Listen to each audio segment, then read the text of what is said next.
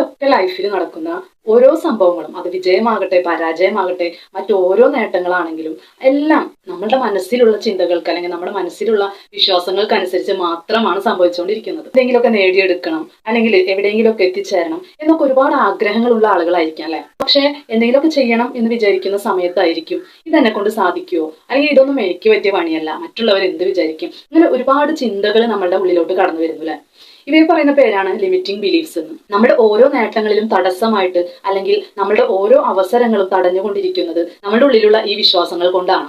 ഇപ്പോൾ നമ്മളൊന്ന് നോക്കുകയാണെങ്കിൽ നമുക്കിപ്പോ ഒന്ന് സ്റ്റേജിൽ കയറി സംസാരിക്കാനോ അല്ലെങ്കിൽ ഒരു പാട്ട് പാടാനോ ഭയമുള്ള ഒരാളാണെന്ന് വിചാരിക്കുക അല്ലെ.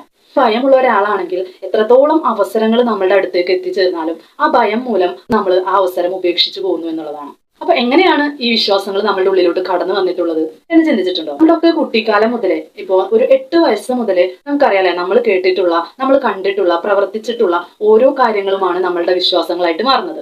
ഇങ്ങനെയുള്ള വിശ്വാസങ്ങൾ നമ്മളുടെ ഉള്ളിൽ ആഴത്തിൽ പതിയുകയും നമ്മൾ വളരുന്നതോടൊപ്പം തന്നെ ഈ വിശ്വാസവും നമ്മളിൽ വളർന്നുകൊണ്ടിരിക്കുന്നു. ഇങ്ങനെയുള്ള വിശ്വാസം അവരിൽ വളർന്നു വന്നതോടുകൂടെ ഏതൊരു പ്രവൃത്തി ചെയ്യാൻ ഉദ്ദേശിക്കുമ്പോഴും ഈ നെഗറ്റീവ് ചിന്തകളിലാണ് അവർ ആദ്യം കടന്നു പോകുന്നത്. അതുകൊണ്ട് തന്നെ ഒന്നും ചെയ്യാതെ അവർ മാറി നിൽക്കുന്നു എന്നുള്ളതാണ്. അപ്പോ നമ്മൾ ആദ്യം മനസ്സിലാക്കേണ്ട കാര്യം ഇത് നമ്മളിൽ ഒരാളിൽ മാത്രം കണ്ടുവരുന്ന ഒന്നല്ല എന്നുള്ളതാണ്.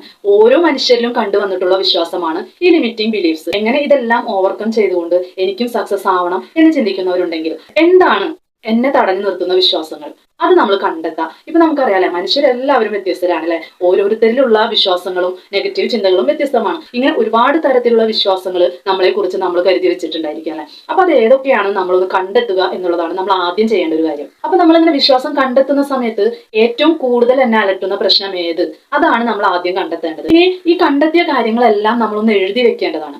ഇനി നമ്മൾ നെക്സ്റ്റ് മനസ്സിലാക്കേണ്ടത് എന്ന് മുതലാണ് ഈ ചിന്ത എന്നിലേക്ക് കടന്നു വന്നിട്ടുള്ളത്. ഇപ്പൊ നമ്മൾ പറഞ്ഞ പോലെ എനിക്ക് സ്റ്റേജിൽ കയറാനോ ഒരു പാട്ട് പാടാനോ ചിലപ്പോൾ പേടിയുള്ള ഒരാളായിരിക്കില്ല. അപ്പൊ എന്തിനും ഒരു കാരണം ഉണ്ടായിരിക്കും. ഇപ്പൊ എക്സാമ്പിൾ, ഇപ്പൊ ചെറുപ്പത്തിൽ സ്റ്റേജിൽ കയറി ഒന്ന് പാട്ട് പാടുന്ന സമയത്ത് തെറ്റിപ്പോയി, ഇത് കണ്ട് കുട്ടികളും ടീച്ചർമാരും മറ്റുള്ളവരൊക്കെ ഒന്ന് കളിയാക്കിയ സമയത്ത് ഒരു ഭയം നമ്മുടെ ഉള്ളിലോട്ട് കടന്നു വന്നു അല്ലെ. അന്ന് മുതലായിരിക്കാം നമ്മൾക്ക് ആ ഒരു സ്റ്റേജിനോടുള്ള ഭയം വന്നിട്ടുണ്ടാവാം. അങ്ങനെ കാരണം കണ്ടെത്തുന്ന സമയത്താണ് നമുക്ക് മനസ്സിലാക്കാൻ പറ്റുക ഇത്രയും നിസ്സാരമായിട്ടുള്ള ഒരു കാര്യത്തിന് വേണ്ടിയാണോ ഞാൻ ഇത്രയും നാളും ഭയന്നിരുന്നത്. ഇനി അടുത്തതായിട്ട് നമ്മൾ ചെയ്യേണ്ടത് എന്താണോ നമ്മുടെ നെഗറ്റീവ് ചിന്ത, അതിനെല്ലാം ഓപ്പോസിറ്റ് ആയിട്ട് എനിക്കതിന് സാധിക്കും എന്ന് തന്നെ നമ്മൾ എഴുതി വെച്ചുകൊണ്ട് പ്രവർത്തിക്കുക.